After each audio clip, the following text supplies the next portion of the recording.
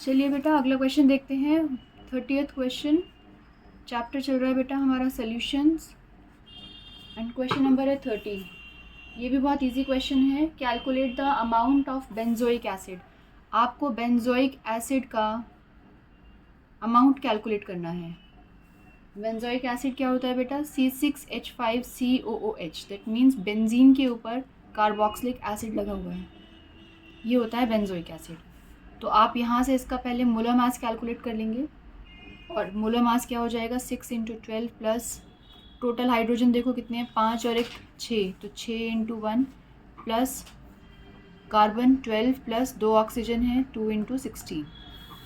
तो यहाँ से इसका मोलर मास आ जाएगा बेटा 72 plus 6 plus 12 plus 32, and that will be 122 ग्राम पर मोल। ये बेंजोइक एसिड का हमने मोलर मास कैलकुलेट कर लिया, ये बेंजोइक एसिड है। नो क्वेश्चन आगे क्या कह रहा है? Calculate the amount of benzoic acid required for preparing 250 ml of 0.15 molar solution in methanol. एक सोल्यूशन तैयार किया जा रहा है बेटा मिथेनॉल के साथ, जिसका वॉल्यूम आपको दिया हुआ है 250 ml। उसमें बेंजोइक एसिड कितना लिया जा रहा है ये आपको कैलकुलेट करना है। और सोल्यूशन की जो मोलारिटी है,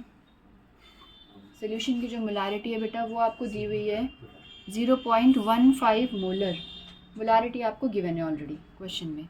तो अब हमें क्या करना है? हमें सिर्फ मोलारिटी का फॉर्मूला लगाना है और क्वेश्चन सॉल्व करना है। तो molarity is equals two moles of solute by volume in litre, लेकिन हमारा ml में दिया हुआ है तो हम क्या करेंगे? 1000 से मल्टीप्लाई। तो molarity is equals to given mass by molar mass into volume and ऊपर 1000 से मल्टीप्लाई। वैल्यूज़ पुट कीजिए 0.15, और ये हमें निकालना है 1000।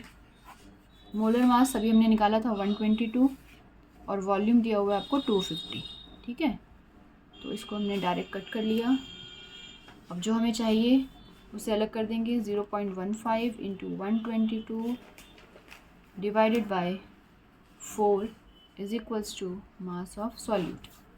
तो mass of solute will be, ऐसे भी लिख सकते हैं बेटा इसको हम, बाय 4, एंड यहाँ से आपने इसको कैलकुलेट किया, दैट विल बी 4.57 ग्राम। आपको मास मिलेगा 4.57 ग्राम का।